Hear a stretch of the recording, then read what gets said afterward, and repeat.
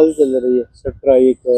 जो अपने बाहर की तरफ से, विषय का विषय है सर, ये एलएडीसी में हमारे काउंसिल्स कुछ रिक्रूट होते हैं। क्योंकि जो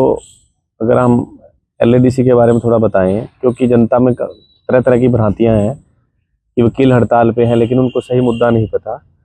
एक नेशनल लीगल सर्विस अथॉरिटी है, नालसा जिसे बोलते हैं, उन्होंने वर्ष 2020 में जो आर्थिक रूप से कमजोर अक्यूज होते हैं, जिनसे कोई जुर्म हो जाता है क्रिमिनल, उनकी पैरवी के लिए, ताकि वो अपने केस में पैरवी कर सकें कम खर्चे पर, उनके लिए सरकार ने नालसा के तहत एक पायलट प्रोजेक्ट शुरू किया था कुछ उसमें। लेकिन 2022 में इस स्कीम को बदल के district legal aid defence council 2022 इसका नाम रखा था। इसमें एक चीफ डिफेंस पंजाब में, और क्या कारण? देखिए, मैं आपको आपके चैनल के माध्यम से बताना चाहूँगा कि तकरीबन 13 तारीख से 13 जुलाई 2026 से आज तक हमारी जो डिस्ट्रिक्ट बार एसोसिएशन है उसने वर्क सस्पेंड किया हुआ है कोर्ट्स में। बीच में एक दिन वर्किंग रही थी पिछले थर्सडे को, उसके अलावा बाकी सभी वर्किंग डेज पे हमने वर्क सस्पेंड करा है। ये जो वर्क सस्पेंड है ये हमने किया है, डिसीजन लिया,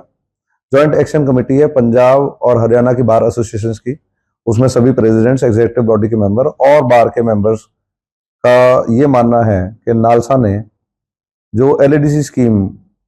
चलाई हुई है वो अनफेयर है, और उससे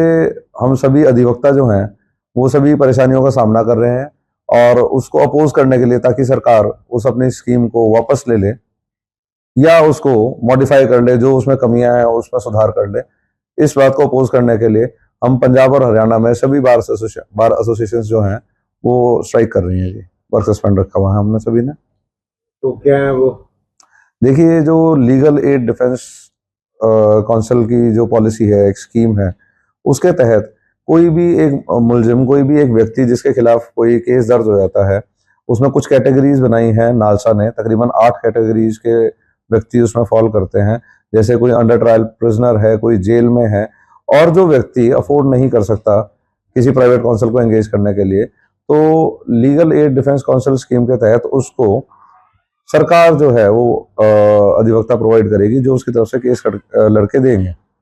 तो इस स्कीम को इम्प्लीमेंट हुए तकरीबन 2.5 साल हो गए हैं, लेकिन इस समय जो है इस स्कीम को हम इसीलिए अपोज कर रहे हैं क्योंकि 2.5 साल के बाद, बीत जाने के बाद, हमें अब इसके जो कॉन्सिक्वेंसेज हैं वो नजर आने लगे हैं। जो कि कॉन्सिक्वेंसेज ऐसे हैं कि तकरीबन डाटा के अनुसार, जो हमें ऑफिशियल डाटा प्रोवाइड कराया गया है, 5 से 7% केसेस हर जिले के जो हैं वो लीगल एड डिफेंस काउंसिल के